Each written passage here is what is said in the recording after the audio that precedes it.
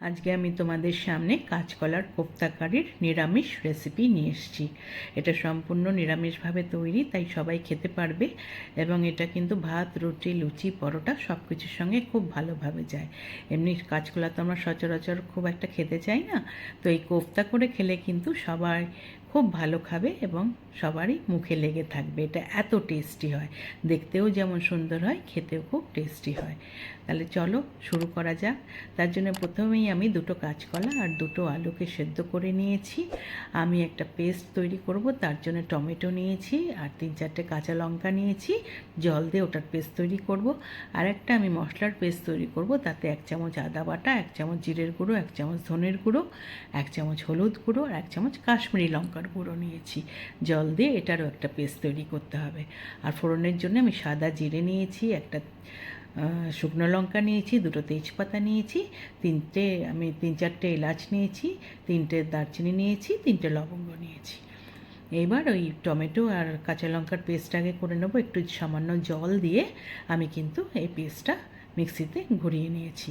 দেখো এই পেস্টটা তৈরি হয়ে গেছে। এবার মশলার পেস্টটা তৈরি করব। ওই আদা, জিরে, ধনে, লঙ্কা, হলুদের সঙ্গে আমি একটু জল মেশালাম। জল মিশিয়ে এবার সুন্দর করে চামচ দিয়ে মিশিয়ে নিয়ে কিন্তু আমি পেস্টটা তৈরি করে নেব। পেস্টটা তৈরি করে এবার আমি সাইডে রেখে দেব। এবার আমাকে কোফতাগুলো তৈরি করে নিতে হবে। আমি কাঁচকলা আর আলুর খোসা ছাড়িয়ে নিয়েছি। নিয়ে সুন্দর করে কিন্তু এই কাঁচকলা আর আলুটাকে ভালো করে চটকে নিতে হবে। সুন্দরভাবে এটা স্ম্যাশ হয়ে গেলে দেখো এরকম সুন্দরভাবে যেন কোনো ডালা ডালা বড় টুকরো না থাকে দেখে নিতে হবে। তার মধ্যে এবার মশলা মেশাতে হবে। আমি প্রথমে 1 চামচ নুন দিলাম, 1 চামচ চিনি দিলাম, 3-4টে কাঁচা লঙ্কা কুচি দিলাম, 1 চামচ আদা বাটা দিলাম, 1 চামচ জিরের গুঁড়ো দিলাম আর 1 চামচ মতো আমি গরম মশলার গুঁড়ো দিলাম। আর বড় 1 চামচ আমি ময়দা দিয়েছি বাইন্ডিংয়ের জন্যে। এইবার এই সমস্ত কিছু কিন্তু ভালো করে হাত দিয়ে মেখে নিতে হবে। যদি দেখো যে নরম লাগছে তাহলে আরেকটু তোমরা ময়দা মেশাতে পারো।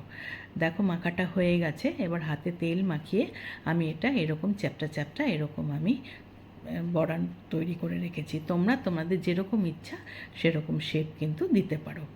এইবার আমি কড়াইয়ে সাদা তেল দিয়েছি, দিয়ে গরম করে আমি বড়াগুলো ছেড়েছি।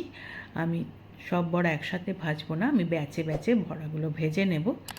আর গ্যাস কিন্তু একদম মিডিয়াম টু স্লো রাখতে হবে। দেখো আমি 4টে বড়া দিয়ে এরকম সুন্দর রং ধরা অবধি আমি এপাশ ওপাশ করে ভেজে নিয়ে আমি তুলে নিলাম। আবার পরের ব্যাচের বড়াগুলো দিয়ে দিলাম।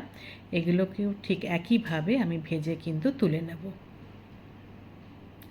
দেখো সুন্দর এগুলোও ভাজা হয়ে গেছে, আমি তুলে নিলাম। আমার মোটামুটি সব বড়াগুলো ভাজা হয়ে গেছে। এইবার আমি আলু কেটে রেখেছি সেইগুলো দিয়ে দিলাম।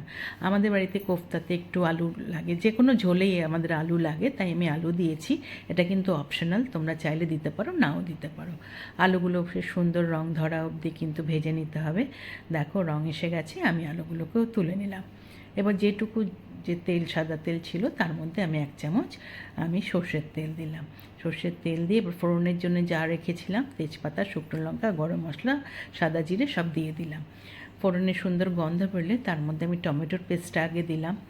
বেশ একটুখানি টমেটোর পেস্টটা ভাজা হলে তার মধ্যে আমি যে মশলার পেস্টটা করে রেখেছিলাম সেটা দিলাম। দিয়ে তার সঙ্গে বাটিটা ধুয়ে একটু জল দিলাম। সব কিছু সুন্দর করে কিন্তু আমি দেখো মিশিয়ে নিচ্ছি। বেশ সুন্দর মিশে গেলে এর মধ্যে আমি 1 চামচ নুন দিলাম আর 1 চামচ চিনি দিলাম। দিয়ে সেই নুন আর চিনিটাও ভালো করে মিশিয়ে নিচ্ছি। সুন্দর মেশা হয়ে গেলে যে আলুগুলো যে আমি ভেজে রাখলাম সেগুলো দিয়ে দিলাম। আলুগুলো দিয়ে সুন্দর করে কষাবো। আমি ঢাকা দিয়ে আমি গ্যাস একদম সিম করে দিয়ে 2-3 মিনিট রেখেছি। দেখো 2 মিনিট পরে খুলেছি, সুন্দর তেল ছেড়ে গেছে, মশলা সুন্দর কষা হয়ে গেছে। এইবার আমি জল দিয়ে দিলাম পরিমাণ মতো গ্রেভির জন্যে। বুঝে জল দিতে হবে, কারণ কোফতা কিন্তু জল টেনে নেবে। তো সেই জন্য জলটা দিয়ে আমি ভালো করে মিশিয়ে নিয়ে ঢাকা দিয়ে এবার 5-7 মিনিট হতে দেবো, যতক্ষণ না আলু সেদ্ধ হয়।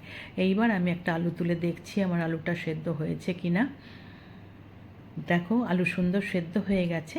এইবার আমি যে কোফতাগুলো ভেজে রেখেছি সেগুলো ঝোলের মধ্যে দিয়ে দেবো। ঝোলের মধ্যে দিয়ে একটুখানি ঝোলের মধ্যে আমি এগুলোকে ডুবিয়ে দেবো। ডুবিয়ে দিয়ে আবার কিন্তু আমি ঢাকা দিয়ে আবার গ্যাসটা একদম মিডিয়াম টু স্লো করে দিয়ে আমি 2 মিনিট রাখবো, যাতে কোফতার মধ্যে সব ঝোল মশলা সব ঢুকে যায়। 2 মিনিট পরে খুলে আমি উপর থেকে 1 চামচ আমি গরম মশলার গুঁড়ো ছড়িয়ে দিলাম, 1 চামচ ঘি ছড়িয়ে দিলাম।